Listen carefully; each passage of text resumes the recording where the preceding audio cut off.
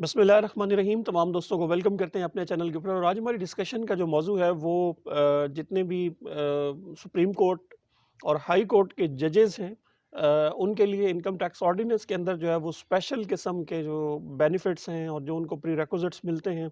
Service के दौरान बाज़ औक़ात जो मिल रहे होते हैं और सर्विस के बाद भी इवन जो उनको मिल रहे होते हैं, उनके ऊपर आज हम बात करेंगे। देखेंगे कि कौन सी लीगल क्लासेस जो हैं वो इनको कवर कर रही हैं, और प्लस ये है कि जब भी आप वर्किंग करें इनके इनकम टैक्स रिटर्न के ऊपर या किसी भी सब्सिक्वेंटली इनका जो ऑडिट है या केस है, किसी किस्म का भी आपको कोई केस हैंडल कर रहे हो, तो ये जो चीज़ें आज आप हम डिस्कस करेंगे यहाँ पे, ये आज आपने देखनी है कि अगर ये प्री रेक्विजिट्स हैं,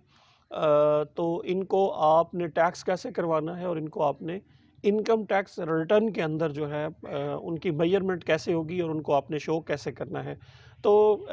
जितने भी इनको प्री रिक्विजिट्स मिलते हैं गवर्नमेंट की तरफ से सर्विस के दौरान जो मिलते हैं और रिटायरमेंट के बाद भी जो कुछ मिलते रहते हैं, और बाज़ औक़ात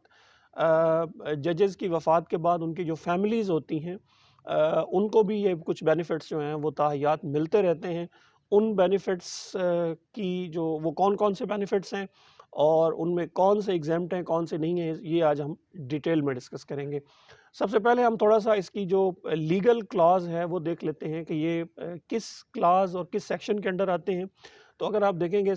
जो क्लॉज़ 55 है और 56 है, 2 क्लॉज़ेज़ हैं इसके अंदर। जितने भी बेनिफिट्स दिए गए हैं ये स्पेशली जो फेडरल गवर्नमेंट की तरफ से या प्रोविंशियल गवर्नमेंट की तरफ से जजेस को मिलते हैं, जो सुप्रीम कोर्ट के जजेस हैं और हाई कोर्ट्स के जो जजेस हैं पाकिस्तान के अंदर, उनको मिल रहे होते हैं। तो सबसे पहले हम देख लेते हैं कि इसको मैंने 3 तरह की जो कैटेगरीज़ हैं या क्लासिफिकेशंस हैं उनके अंदर डिवाइड किया है। सबसे पहले हम देखेंगे कि जो रेज़िडेंट्स के इनको बेनिफिट्स मिल रहे होते हैं,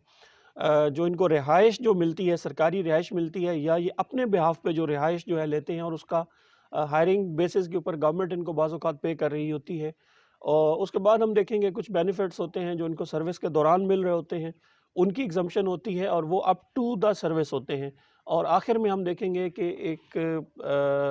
क्लास 2 के अंदर कुछ आ रही हैं, बेनिफिट्स आ रहे हैं जो इनको ताहयात मिलते रहते हैं, और वो सर्विस और सर्विस के बाद भी जो है वो उनके ऊपर जो है वो एग्ज़म्पशन होती है। तो सबसे पहले हम डिस्कस कर लेते हैं कि इनको जो रिहाइश मिलती है सरकारी, जो रेजिडेंस इनको मिलती है, वो अगर ये गवर्नमेंट की दी गई रेजिडेंस में रह रहे होते हैं तब भी, और अगर ये खुद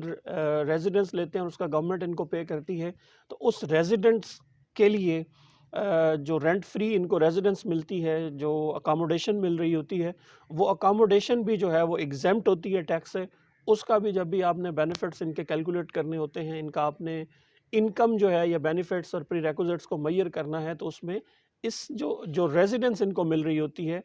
उस पे या तो गवर्नमेंट ने जो दी होती है या इन्होंने खुद जेब से ये पे करते हैं और गवर्नमेंट से ये उसका अलाउंस ले रहे होते हैं, बेनिफिट ले रहे होते हैं, तो वो भी इनको एक तरह से एग्जम्पशन होती है। दूसरा जो है वो उसमें 3 तरह की चीज़ें, एक तो इनको जो सरकारी गाड़ी मिल रही होती है सर्विस के दौरान, वो भी एग्जेम्प्ट होती है, उसका भी आपने उनको कैलकुलेट करते हुए उस बेनिफिट को भी आपने टैक्स के अंदर मेजर नहीं करना होता। और दूसरी चीज़, इनको सुपीरियर जुडिशियल अलाउंसेस जो मिलते हैं वो भी एग्जेम्प्ट होते हैं। और थर्ड चीज़ जो होती है, इनके ट्रांसफ़र अलाउंसेस होते हैं, वो अलाउंस भी जो है वो टैक्स से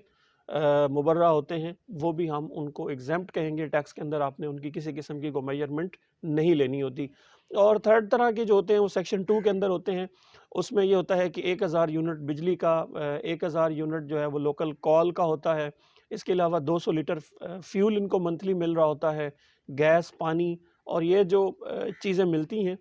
इसके ऊपर भी किसी किस्म की आपने कोई बेनिफिट जो है वो इनकम टैक्स रिटर्न के अंदर इनका जो है वो कैलकुलेट नहीं करना होता, वो भी इनको जो है वो एग्जेम्प्ट होता है, वो एग्जम्पशन होती है। और सबसेक्शन 3 अगर आप देखें क्लास 56 का, तो उसमें इनकम टैक्स ऑर्डिनेंस में ये वाजे कर दिया है कि ये जो बेनिफिट्स इनको मिल रहे होते हैं, बाज़ औक़ात ये आगे उनकी फैमिलीज़ में भी कंटिन्यू रहते हैं। सर्विस के दौरान अगर जज साहब की जो है वो डेथ हो जाती है और उसके बाद ये वाले बेनिफिट्स जो हैं उसकी फैमिली में भी कंटिन्यू करते हैं जो सबसेक्शन 2 के हैं, तो उस सूरत में अगर ये उसकी फैमिली को भी मिल रहे होते हैं, उसकी ज़्यादातर मिसेज़ को मिल रहे होते हैं, तो उस सूरत में भी ये एग्ज़ेम्प्ट होते हैं اس وقت بھی اگر آپ ان کی کسی قسم کی جو آپ انکم ٹیکس کی ان کی کیلکولیشن کر رہے ہوں تو آپ نے اس کو اس کے اندر بھی اس کو جو ہے وہ آپ نے کیلکولیٹ نہیں کرنا ہوتا. تو یہ بیسیکلی آج سیکشن 55 اور 56 کی ہم نے